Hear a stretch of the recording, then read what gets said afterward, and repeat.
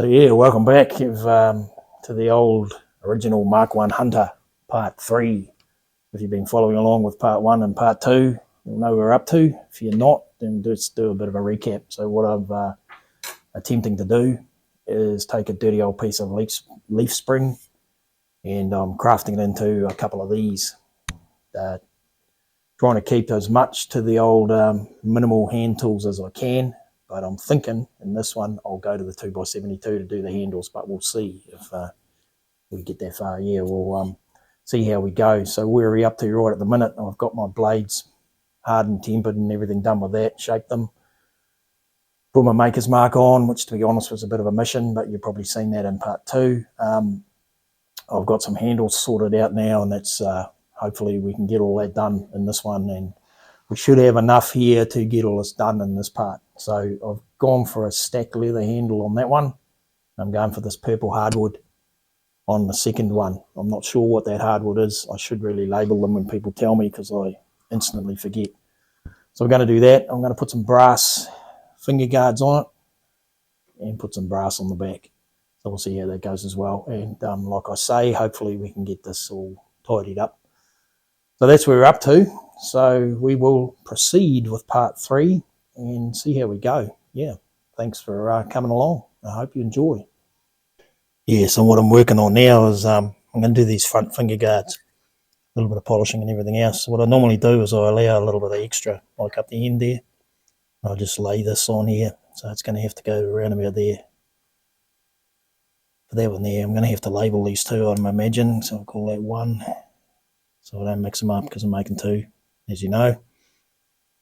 And then what I'll do, I'll get a drill bit just slightly smaller than that. I'll drill them out a series of holes and file it up there. So that's what we're doing right now. We'll get onto this. What you might also note is I've just taken a wee shim out of there and a wee shim out of there. So hopefully this can fit on. I don't have to be like 100% perfect with my filing, but still takes a lot of time with the filing these on, but it's worth it in the long run. Yep.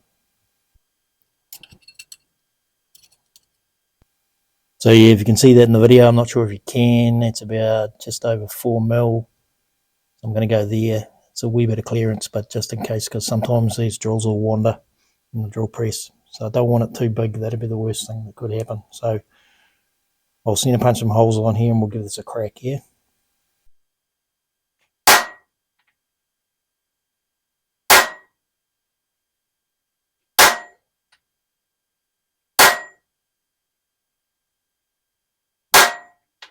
So if you've never done this sort of thing before, I've done a couple now, but yeah, accuracy is a big thing, yeah. So because the old eyeballs aren't quite what they used to be, I've got these little magnifying things that just, you can see that, they just clip over your glasses and just makes things a little bit more accurate.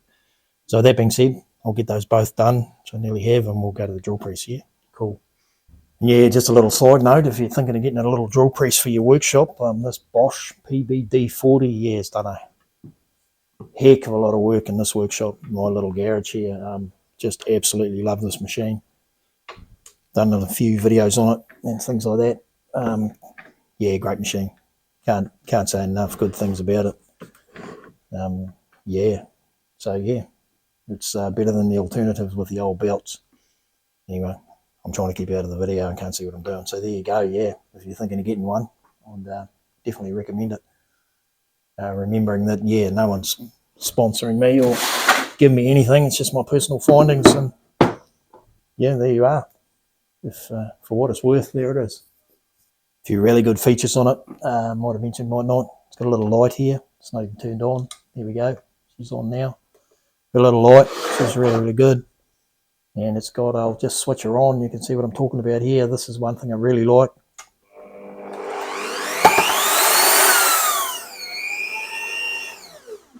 You can adjust the old RPMs on that little knob there. It's great.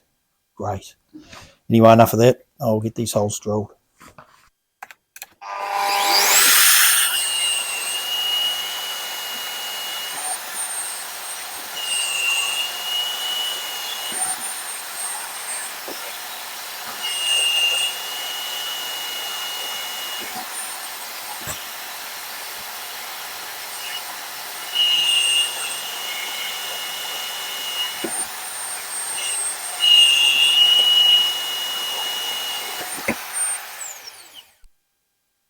Drill bit's probably not the sharpest in the world, and this probably isn't a very good practice, but it's just what I do to get ready for the file time, eh?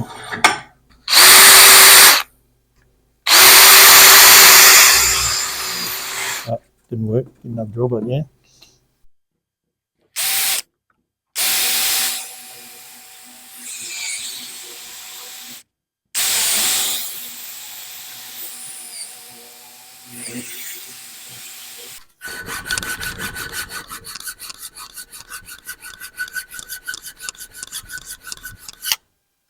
So it's really a time-consuming part of doing this is filing these out.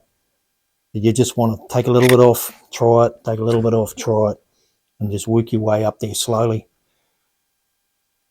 Yeah, otherwise you get them too big, you get gaps, and gaps don't look cool. So we'll do our best to get this nice tight fitting. So what I've also just done, which you didn't see me do, is there's a bit of inconsistency in the tang. What I've tried to do is make it a tad thinner at that end than it is at the front, just so I don't get any gaps when I bring that on. If it's too wide, I've got to push it on or whatever. So I've just given that a bit of a tweak up, and yeah, we're getting there. That's not too bad. Still heaps of work to do, but the only way to get through the work is to do it.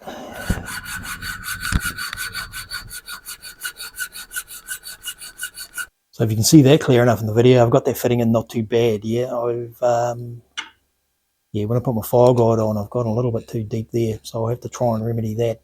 But yeah, we'll get there with that one. That one there too. So now it's just a bit of fine tuning in here and in here, which I was expecting. This is the front, so this is where you're going to see your gaps. Of course, your handle, rest of your handle, your leather stack or whatever you got, it's going to be over there. So on that side, you can taper that away like that inside because it's not going to be too bad. But yeah, that's good enough. That's not too bad. A wee bit of fine tuning and yeah, that'll be good. So yeah, once again, that one's looking not too bad. I should have taken a little bit more effort getting these. You need to get these as flat and straight as you can, but never mind, it is what it is. So that goes on there. Another thing I do have is this little gentle persuader I can just put over there. I've normally got a piece of leather which fits over there as well, but I can't find it at the minute.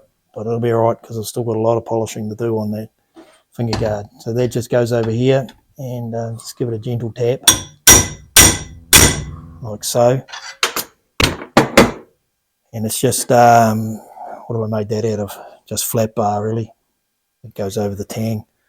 And then it'll just show you where it's rubbing and hitting inside, and you can just tweak that up with the file. So that's enough said on those things. I'll get them finished and then we'll move on to the next bit. Rightio, so here's where we're up to now. It's a new day, so I've just been out here doing a bit of stuff, carrying on with this project. You can see here I've got these front guard nicely and I've polished them up like this. You can see a few little scuffs and scratches. There's still a little bit more to go. I've made the back piece there, drilled and filed it, the same as what you saw before. You can see my leather stack. What I'm going to try and do is fit that on the end and paint it over, which you'll probably see. That's the back for that one there. So that's for that one there too. So where I'm going from here is I may continue with that one, or I may move on to this hardwood here. So the dilemma there, of course, if you've done this before, is to get that square or rectangle shape down in here. So I've got these long series drill bits, and then I've got my old improvised brooch thing that I've made up. That's just a piece of spring steel I've shaped up there. This stuff here is quite interesting. This is industrial bandsaw blades. So I've got a little video on how I make steak knives and so forth out of those. Yeah, so yeah, that's another option for the brooch. So yeah, that's where I'm up to now. So it's all coming along not too bad. Naturally, I've got a lot more shaping on there. I'm just going to come up with a pattern as I do. Usually what I'll do is shape these once I've got a handle and got it all fixed on there, but because that'll get too hot and burn that, and probably that too, I'll have to actually shape these up and polish them up before I put them on there. And the same with the back. And then I'll squeeze it all on there somehow and I'll pin that end over. Try that anyway and see how it works. So yeah, with that next part, let's go.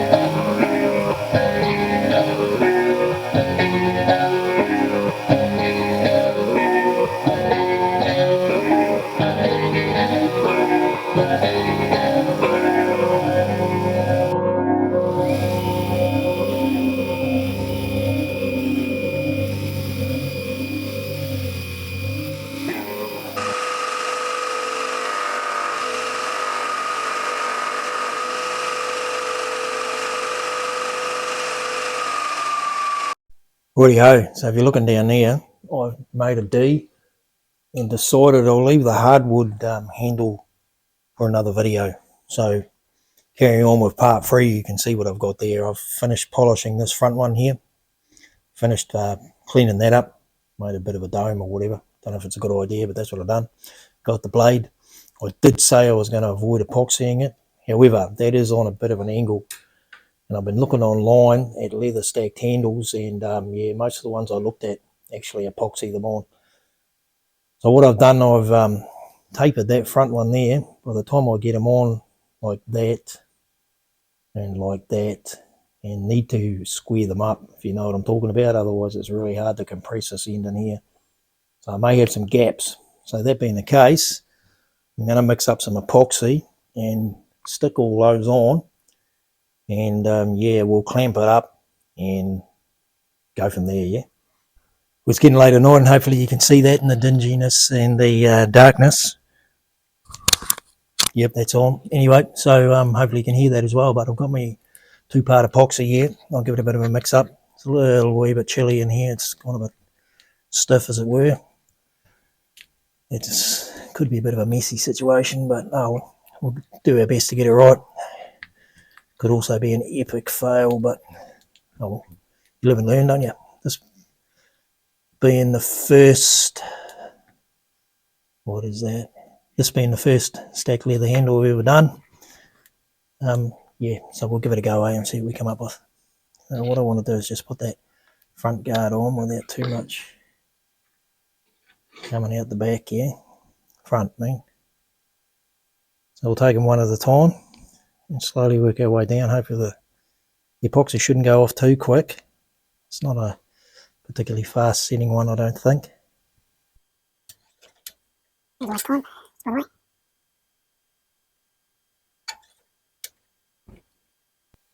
Rightio, so I've got them all lined up, just being naturally needing to keep them the right way up.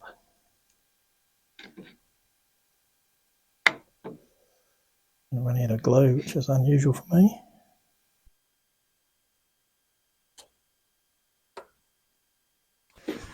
Make sure that's going on properly. Alright, one down, 1,000 to go.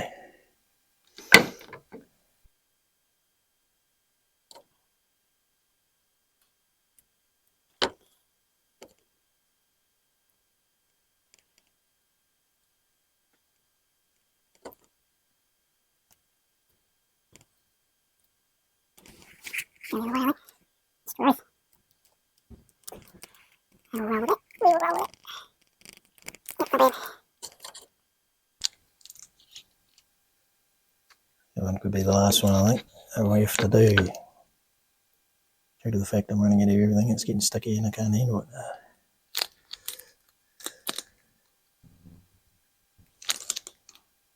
Right. Gonna get some crap and corruption all over this. There. Thanks for coming. Put it on. Get it in the right place like that. Now.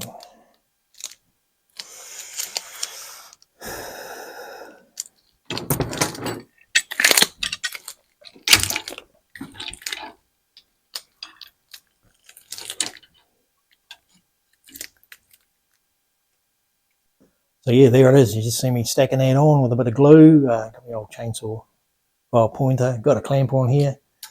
Like I said, first one I've ever done, so there's a few things right now I don't really know. I should have done a measurement in here. And so I hopefully got enough sticking out the end there. Oh no, glue everywhere. Enough sticking out the end to pin it over. If I haven't, well, I don't know what I'll do. But yeah, we'll worry about that later on. How I'm going to shape it, no idea about that either. But I'm going to leave that in there for a couple of days.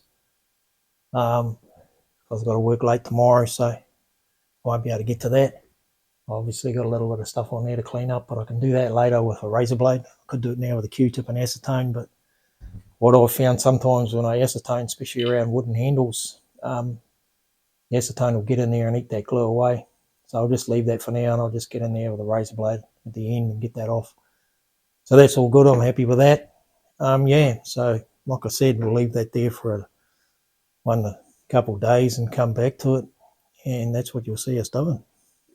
Right, so there it is. We'll take it off and have a look. All this time I've been telling you it's a hidden tang when actually it's a through tang. Would have started out being a hidden tang, but changed my mind as I went. So here we go. Anyway, put that clamp back where it goes and take that bit of tube off the end and see what we come up with gently. Here we go. Oh yeah, got enough in the back of that. Don't need that on there, but seems to be holding.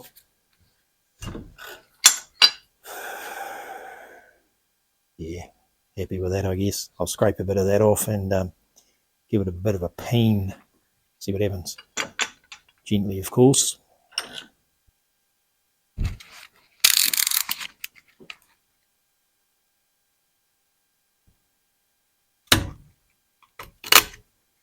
I could grind that off.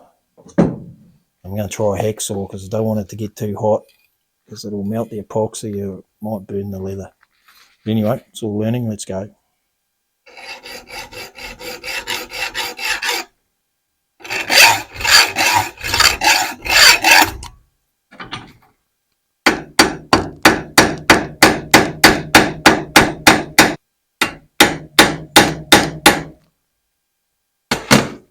Hello.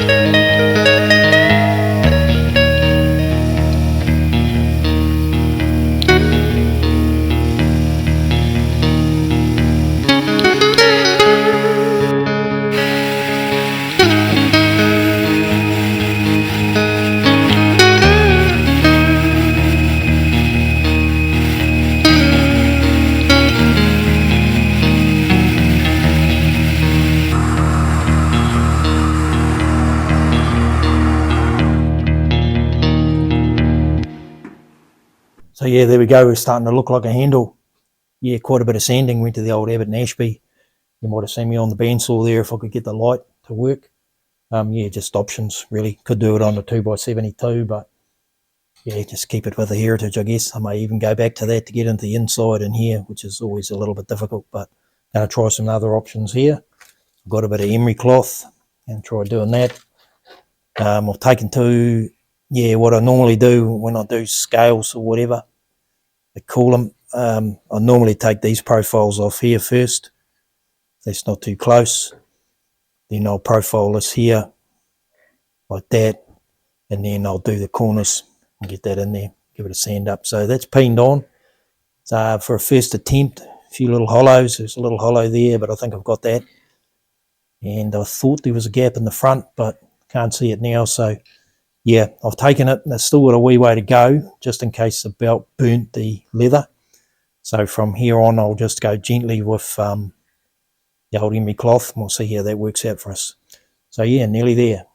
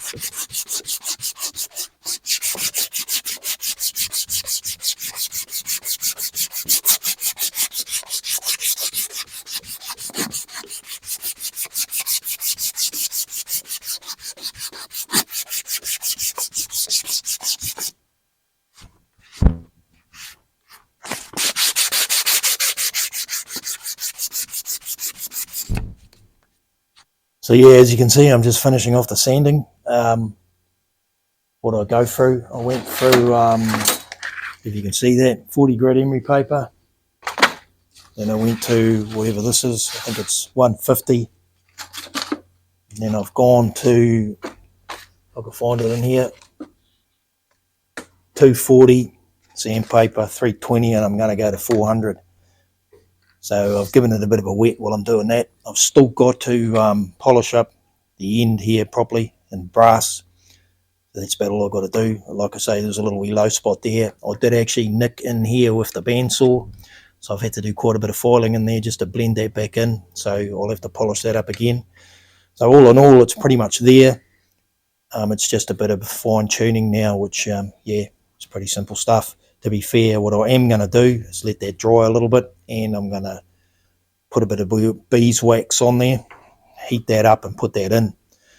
So that's about it, really. I might show you that, I might not, but yeah, that's pretty much all we're going to do for part 3.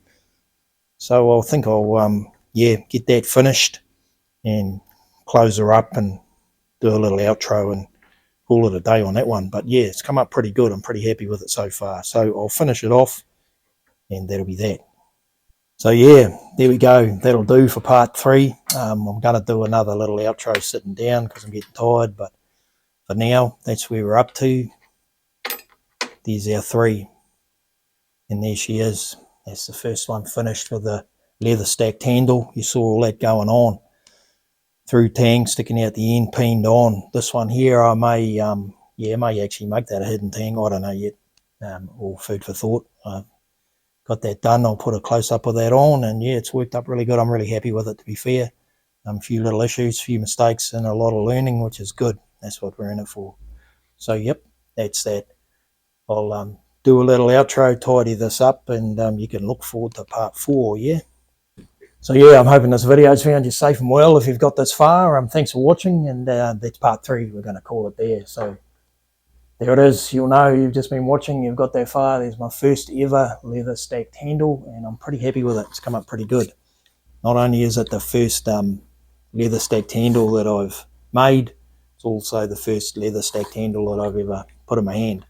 So there it is. It feels pretty good, which you can't feel that, of course, but naturally because it's warm, because I've been putting on the, what do you call it, beeswax. That's right. So, yeah, like I said just before, a bit of learning. Yeah, it's all good though. I'm happy with it. I could have polished these end guards and back, could have mirror finished them, but yeah, that's the joy of custom making your own knives, I guess. You can do whatever you want, and satin finish is what I want. So that's what I put on them, like I say. So yeah, this one here is done for now. I naturally need to sharpen it and put a sheath on it, but that could be a totally different video all again together. So part 4, what are we going to do? Hopefully it'll be a little bit shorter. Thought I'd get finished this one and this one, but never mind. That is what it is. Part 4, we're going to put this purple hardwood handle on. Jury's still out.